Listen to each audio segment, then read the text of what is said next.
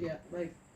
Saya Alfonsa Jumpenwayap, Ketua Komisariat Pemuda Katolik Provinsi Papua, terutama menanggapi situasi atau kasus rasisme dalam hal ini saudara Victoria Imo yang ditahan. Saya lebih fokus ke keterbukaan hasil pemeriksaan dia. Itu sangat penting sekali untuk diketahui publik, karena yang dikhawatirkan adalah ketika ini tidak disampaikan kepada publik akan bertanya-tanya, dan sampai ketika dia punya kesehatan itu semakin memburuk dan terjadi sesuatu pada Victor, ini juga kelalaian negara menangani kasus rasisme di Papua. Jadi menurut saya harus perlu transparan menurut saya. Terima kasih.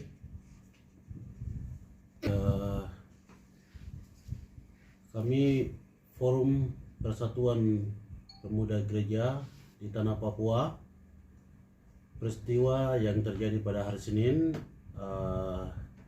Bapak Ketua Sinode Kingmi Dr. Beni Giai menuju ke kantor DPRP Papua dihadang oleh TNI Polri.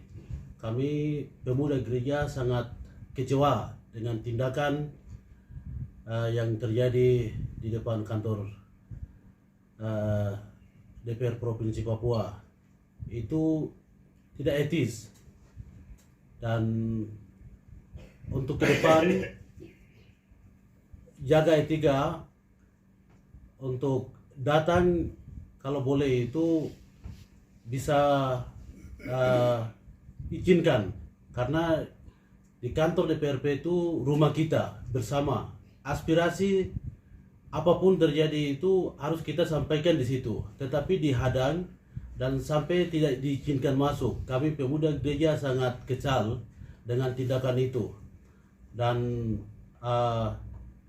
tanggal 16 adalah hari rasisme. Bapak datang bagaimana untuk doa dan mengusulkan hari rasisme itu harus DPR mengesahkan, tetapi bisa ditolak. Kami pemuda gereja di Tanah Papua sangat kesal. Terima kasih. Terima kasih. Saya Pendeta Edison Sepenyap sebagai Kepala Biro Pemuda Sinode GPI di Tanah Papua menyampaikan kepada forum bahwa kasus Victoria Imo, kami dari forum mengharapkan untuk proses hukumnya terjadi secara transparan. Itu yang pertama. Yang kedua, kami harap kasus rasisme yang ditimpakan kepada Victoria Imo dilakukan atau diproses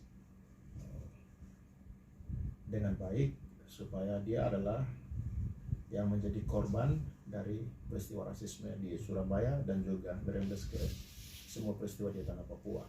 Oleh sebab itu kami harap dari Forum Pemuda untuk membebaskan Victor dengan tanpa syarat.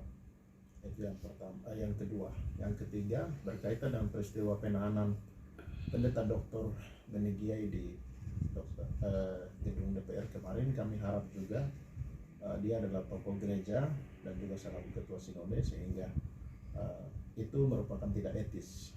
Itu yang pertama. Yang kedua, DPR adalah wadah untuk menyampaikan aspirasi, sehingga kedepannya itu menjadi pelajaran untuk kedepannya supaya terbuka, supaya ada wadah yang terbuka untuk bisa berdiskusi dan juga bisa berdoa bersama tentang situasi yang sedang terjadi.